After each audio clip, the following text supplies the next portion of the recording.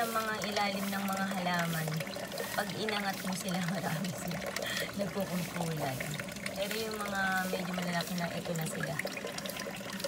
Humihiwalay sila sa mga maliliit.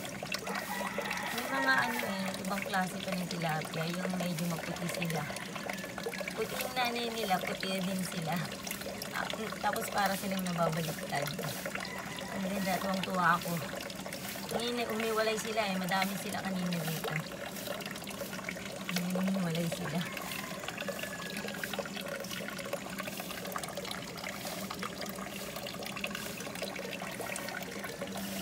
Ayun na yung pagong. Ilalim. Kung gusto nilang bahayan. Ang kumpulan na ng mga lalaki. Yay! Lapit ako magluto ng tilapia.